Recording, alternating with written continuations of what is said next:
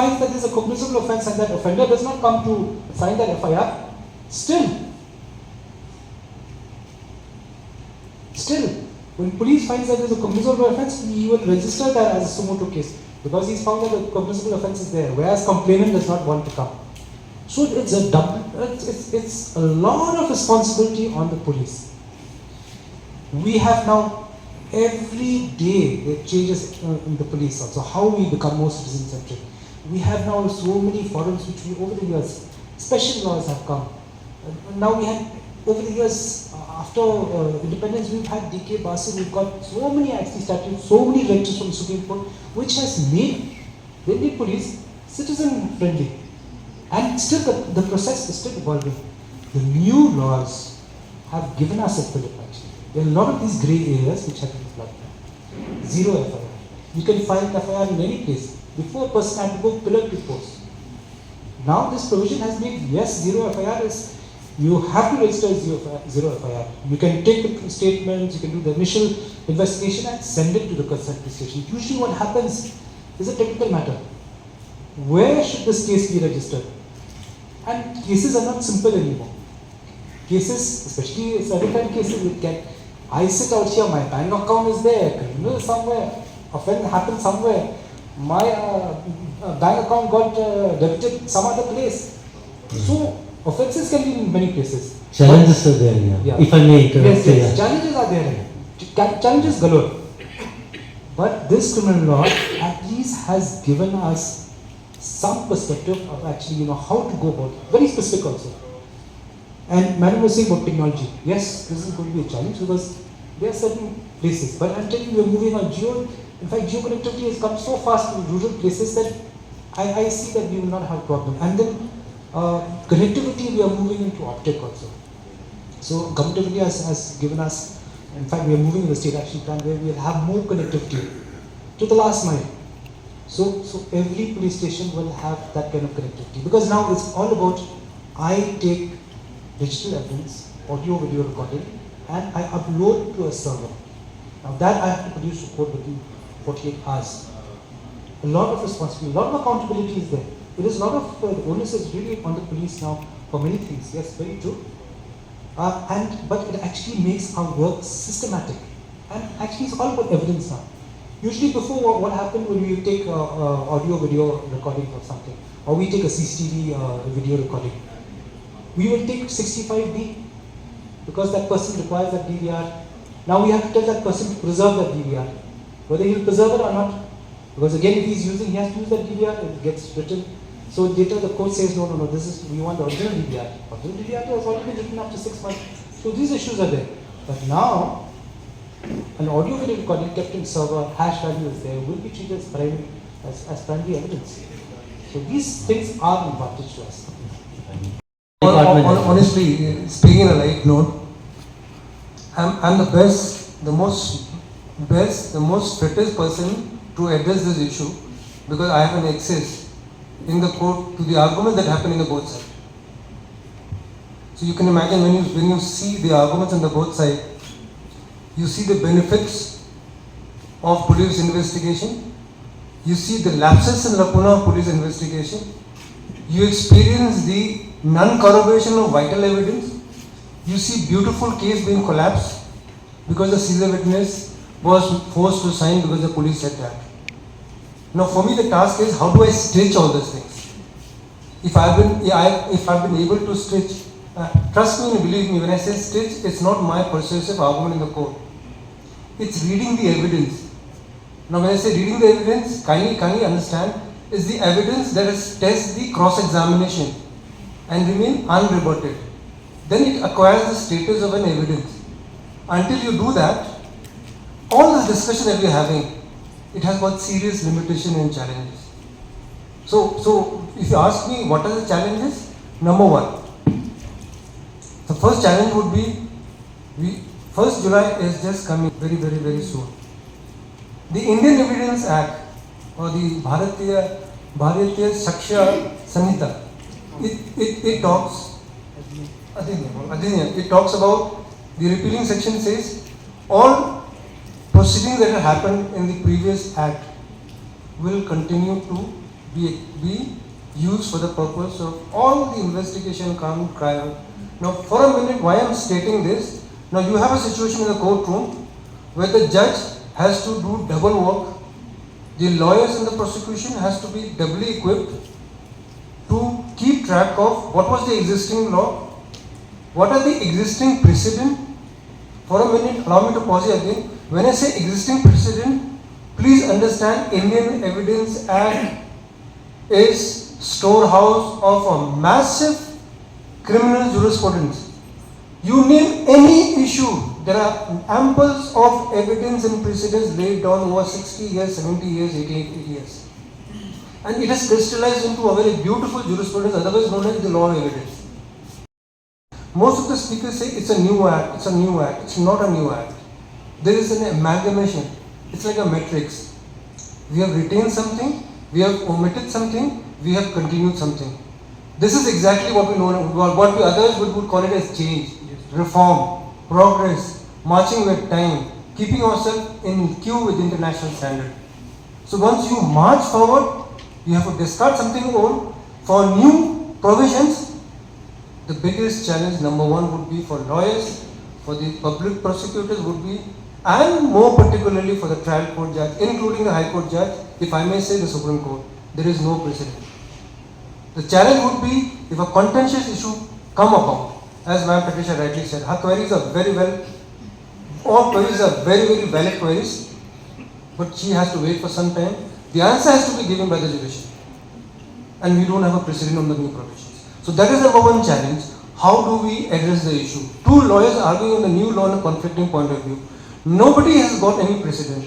Will the judge be innovative, creative, or will he be guided by precedent? If not, what will be the guiding principle? Only time will tell which way the law will take.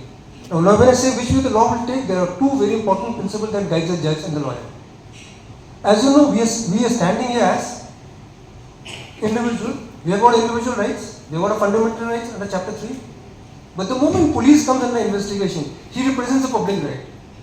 So there's a conflict. Whenever a crime is committed, there's always a conflict between overwhelming approach of a public right vis-a-vis where do you draw a line of an individual right. No, who decides where does the line gets blurred, where the line should be pushed? The conflict will become totally conflagrated if the judiciary doesn't step in. That is an area that needs to be challenged. Number one. Cases which have taken more than a decade for settlement.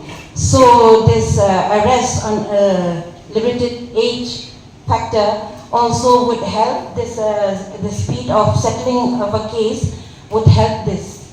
And I'm also very happy with, with this digital filing of the FIR and all these things, because I have come across certain rape cases of a very poor woman who has to present herself in the court after 11 years.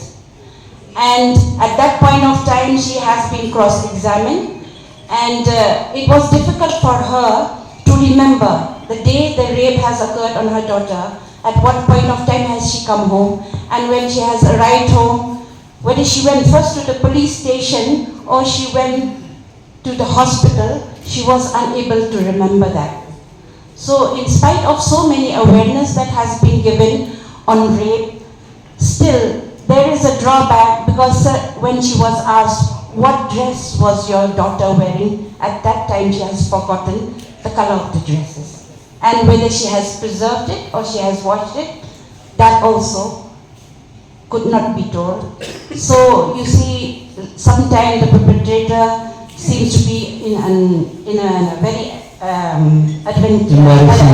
embarrassment and advantageous for him at the same time, because police officer, but whether it was translated to her, that also she had no translation. She has just relied on what he has said on her presentation. So this is also one point which I am very happy about, this modification of this new law that will be implemented very shortly. A very constant delay for the witness to wait there for the whole day, and then some investigating officer or here and there, they cannot present themselves in the court. So in that case, their day's work are just been futile for the whole day. With the deadlines, it will help.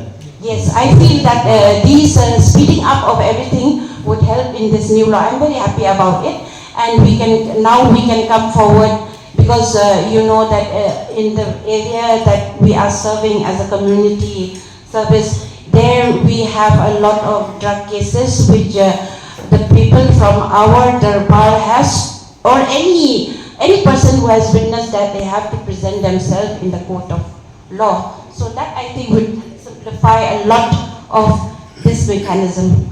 So I'm in so many terms, these small little things, these gray areas out there. When a person comes to the police station, who is supposed to do what? You know, this is more structured now. Yeah. Number two, like I said, onus on the police. Timelines are there. For the court also, timelines are there. It has become more structured now. What we are supposed to do. Right. Earlier on, these things, there was a bit of grey area in so many things, especially when the filing of FIR and all that. Now, more sections have been added also, whereby now you have organized crime and you have petty organized crime. So the offender is really on the receiving end. Both police and offenders on the receiving end. Now, just yesterday we had the International Day against drug trafficking, and there was one debate out there whereby they were talking about consumption under Section 27 NDPS. So most, in fact, Rambashna was also, Banari also was there, we had talked about it. See, because the person from, the judge, the advocate from Supreme Court had said, you know, a person having small consumption under 27 will be let off under 64 if he wishes to go for rehabilitation. So it's usually 6 months to 1 year, or you go for rehabilitation. But now with the new laws, and now then there was a contention from the side of the headman. They were saying it's become a menace now. And their government was like, this become a problem now. You see, how can you, then you could hear them murmur, hey, why is this like that? And this fellow goes, these guys go scot-free, and it'll be a problem. Every day you have the crime against property and soaring. So there is one aspect which has come into play, is now petty organized crime. Because that person, when he gets a bit of drugs also, it may be small quantity, but it didn't fall like manna from heaven. He's got it from somebody. There is always a network out there.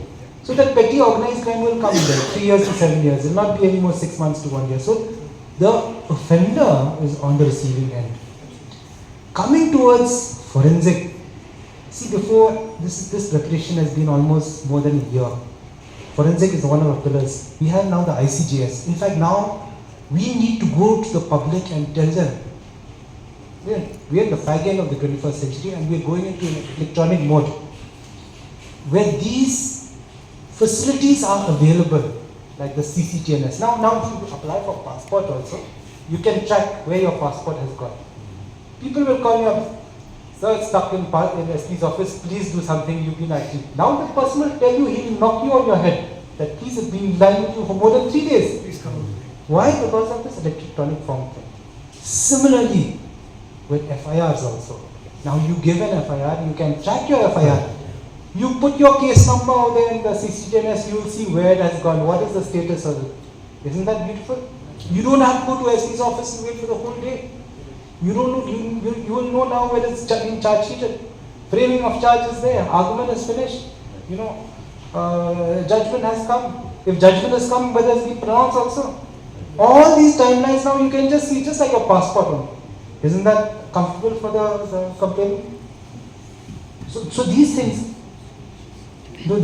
actually, like I think one of the speakers said, they'll take time, yes, but they are, I think, the right step in the right direction.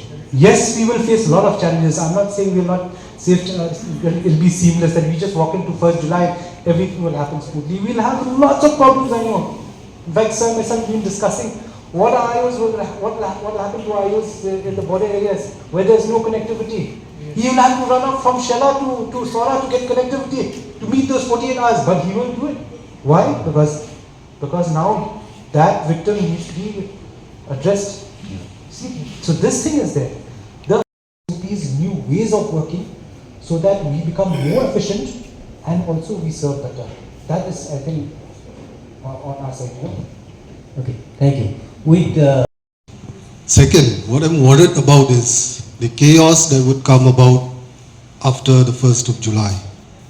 Why? Because if I heard correctly, the Advocate General, the Additional Advocate General, had said that the cases which were filed under the old laws, the IPC and Indian Evidence. Only the Evidence Act, which is the structure. Evidence Act will be governed by the old Act. So what will happen under IPC? What will happen to them? So that is where the old Act, part of the penal provision will continue to be governed by the new Act. Now, can you imagine the situation now? A judge or both the side lawyer will have to keep abreast with the literature in the old Act, no new literature on the new Act. So they'll have to decide something which is very hybrid. I'm not saying it's good or bad. What I'm saying is the very, very unseen challenge that we have to encounter. And in that process, the next question that would follow from you would be, what will happen to justice? Whether it will be derailed, denied, or permanently stalled. Yeah. That time will tell. So what I could question to the police is specific. Do you have the manpower? Do you have the manpower as required by the Act to deal with these shall we cases? direct the Or is this enough? Having more manpower. It's having manpower who know how to handle the new laws.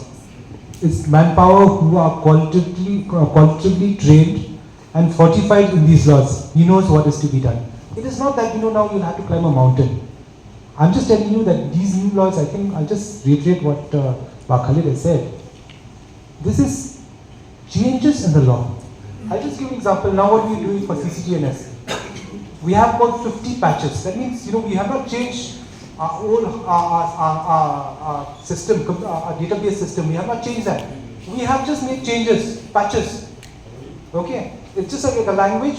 You need to change here and there because of new changes. The area now, at least we know there's a path that we have to take. All of us policemen, public know that there's a path we need to take. Okay? There's in fact there's clarity now on things which were grey. So Andrew, don't well pan out with that. Are we ready? forensic? Yeah. Okay. Forensics is not with us anymore, not with the police anymore. It's an independent pillar. But I want to tell you that there's this thing called the Integrated Criminal Justice System, ICJS. Now version 2 is coming, where prosecution, police, prisons, FSL, I think these are the pillars which actually are, and who else? Court. Court also is, they are all integrated now. Now there will be a seamless flow of information and of status of everything. Now I'm preparing for this. Now there's a provision out here where offences which are more 7 years and more, the forensic team has to go there. It's not like what Sir is saying. In fact, I just want to re-emphasize what Sir is saying. It's not that this is going to come as a shocker to us, like, these new laws come 1st July and all that, and this whole tsunami has come. No. We've been all ready for this actually. In fact, we have our CSU teams, crime has been happening from time immemorial, and our CSU teams, FSL team is going. Only this now is that because of this, these are the provisions of CRPC. We have to have so many teams and all that. And I'm telling you, with these provisions comes also funding for it. FSL teams right now, there are 2, I said. More teams will be coming. And now FSL teams will be there to collect evidence for these heinous offences. Also, somebody was mentioning about these summons and all that, we get summons through WhatsApp and all that. See, with the state action plan, we've made a proposal now, which is coming from the center from NCRD. You'll have QR codes now. With technology, now you'll have QR codes. Now everything which comes now, you sit out here, you can pay your bills in Raps Mansion, right? All based on that QR code. You can check the authenticity of the place you're paying. You rather trust paying that QR code rather than giving that money to somebody to go and buy food from a departmental store. Now with technology, summons warrants also will have QR codes. Thanas we have already made the state action plan. It's going to be approved. Some changes were actually returned back to us. And QR code readers will be there in every police station. The prisons is going to be there, courts is going to be there. All these and also we'll be integrated now. One more pillar is left. Health also will be integrated. So I'll tell you now, especially now, I'll just give you an example. We at one point of time we've been evolving. One point of time you had challan when a traffic policeman would challan you on the road with paper. Now you have he challan you on. Then another step further, you'll have in the smart city you'll have CCTVs. They will catch your vehicle without helmet. It'll capture. It'll go to the database. It'll find out whose vehicle it is. Next thing you'll get an SMS that you've been 500 rupees. Okay, 500 rupees. Then you'll call probably cybercrime. Is this fake or real? And they'll tell you, okay, when they check it out, they'll say no, it's real. Then still you have doubts not paying. Next thing you know, integration of your bank account also is there. You find there's a debit of 500 rupees. Integration, we are evolving with technology. So this thing, I'm telling you, it's not like a tsunami. Like what's the saying? We already been moving to this, towards this kind of work. So I'm telling you, it's just being structured now. And after 1st July, you'll get media. You'll be in peril. No.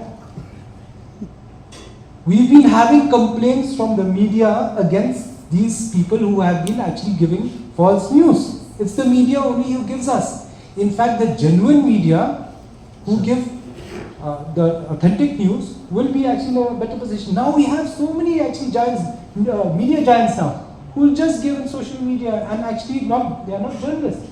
Now that kind of media which is dangerous. And now, I think this law is very thin. It's like, I think people mentioned about Raj Drohi and Desh Drohi. Say anything, you criticize the scheme, criticize the government's way, nothing is going to happen.